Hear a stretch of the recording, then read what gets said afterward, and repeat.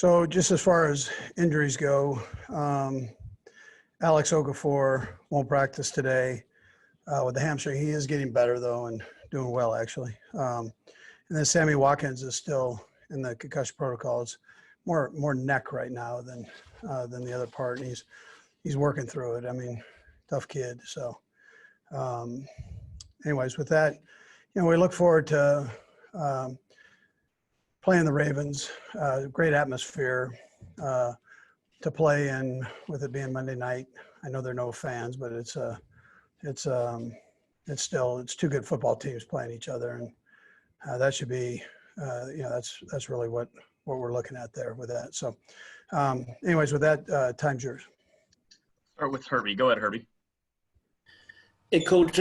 Good morning. You mentioned Okafor and Sammy Watkins. So, how much do you anticipate Charvarius Ward returning to practice this week?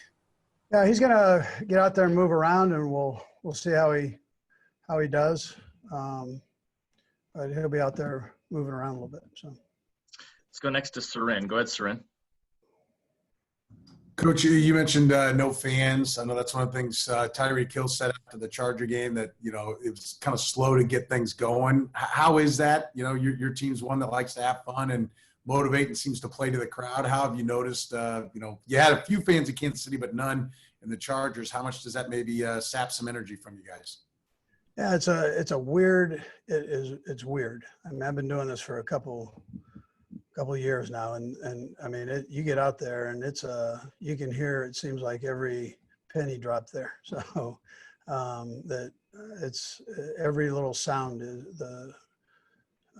is magnified. So, but when you really get into it, you're like focused in. It's you put yourself in a bit of a tunnel, and you're looking at the clocks, whether it's a play clock or whatever, and then the field. And so once it gets going, it's okay. It's just that initial coming out in a brand new stadium, nobody in it, that's a little different. Let's go next to Nate Taylor. Go ahead, Nate. Hey, Andy, I have two quick questions for you. What has it been like for you to see other coaches get fined in the league for not wearing a mask? Obviously, you've gone with the face shield. Just why do you think coaches haven't gone in your direction in terms of face shield, even though you have not been fined by the league? And obviously, from week 1 to week 2, yeah, it went better for you. Yeah, it was probably that week 1 that took care of the face shield for, but listen, I don't know that. It's hard to talk with the mask because of the microphone that you're talking into. It just doesn't, and it's hard enough to hear in those anyways. And now we've got those things turned up, and you just can't.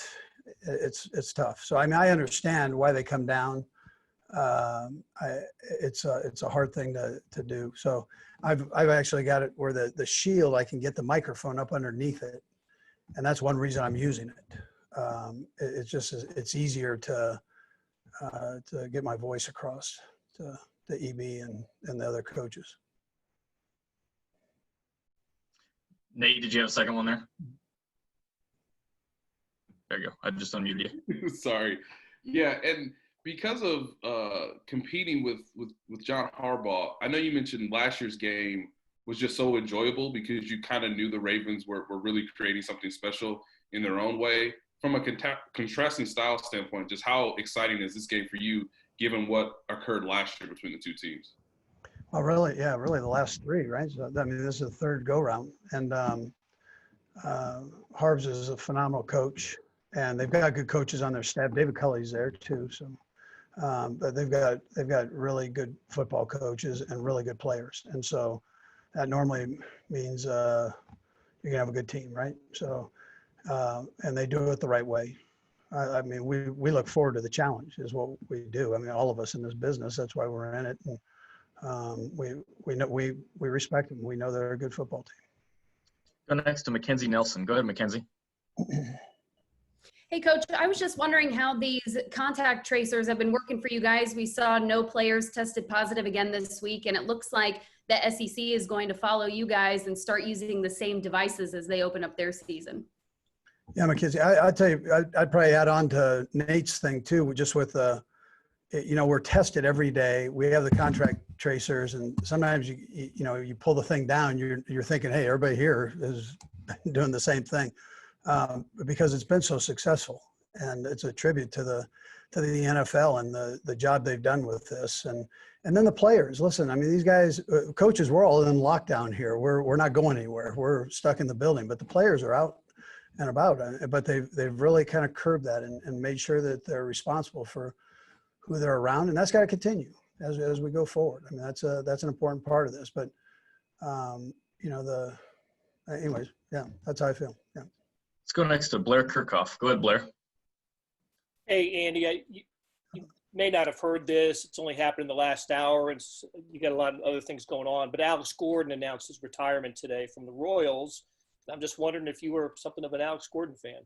Yeah, big time fan of his. I used to joke Alex Smith that they look like brothers. They and both of them played about as reckless as each other too. They were both great athletes. But I'm happy for Alex.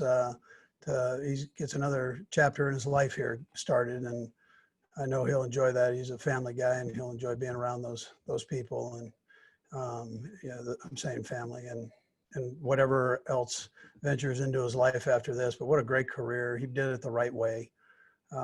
Kansas City was lucky to have him, and he was lucky to have Kansas City. Yeah. Next to Adam Teicher. Go ahead, Adam. Hey, Andy. Pat's running was obviously a big part of the win against the Chargers, but I know that probably causes you some anxious moments. What advice do you have for him in that regard when he decides to take off? Yeah, that's always been a part of this offense. I mean, you go back and look at the quarterbacks that have been successful in this offense, and they've all been mobile guys. I mean, Joe Montana could run, and that's kind of where it started there and has worked its way through. You start looking at the guys, and Steve Young could run, and Donovan and Michael. You start naming the guys that I've had or been around, that you just see that they all are mobile guys and can get out and go, and when needed. You don't want to necessarily make a living on it. I mean, that's not the one unique thing I think you can point out on it, Adam, is that all the guys keep their eyes downfield, and they're all the great ones. And so they're still putting pressure back on the defense with the opportunity to potentially throw the football. So that I think that would probably be universal with all of them. Brett Favre, I forgot him too. I mean, he's another guy. And not all these guys are real fast guys, Adam, which is also kind of unique, but they have an ability to know when to go and when to get down and so on.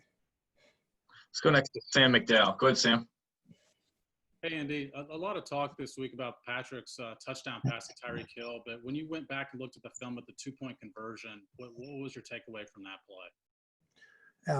It was one of those, the throw was unbelievable, right? Tyreek, and then coming back with, we had a couple different options on that.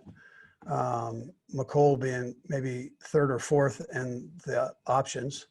The fact that McCole stayed alive in there and was able to find a spot and could even see the ball and then make the catch in that traffic was something. And for Pat to find him was something. And if you look, you'll see both Tyreek and McCole in their work and trying to find an opening. And McCole was able to find one there. We've got time for a couple more. Let's go Pete and then Matt. Go ahead, Pete. Coach, as a fellow offensive mind, I was wondering how impressive it has been for John and Greg Roman, and you mentioned David Culley, to be able to build around Lamar Jackson's unique talents and just make it work at this level. Yeah, I think it's great. He's a great kid. We were lucky enough to have him up here during the 101s this past year. Had a chance to talk to him. He's really a good kid, and he goes about it the right way, tremendously hard worker. And Greg Roman has done a fantastic job. David Culley's influence in there, and then Harbs knows everything about everything. So he was a special teams coach, a defensive coach, and knew everything about the offense. So it's the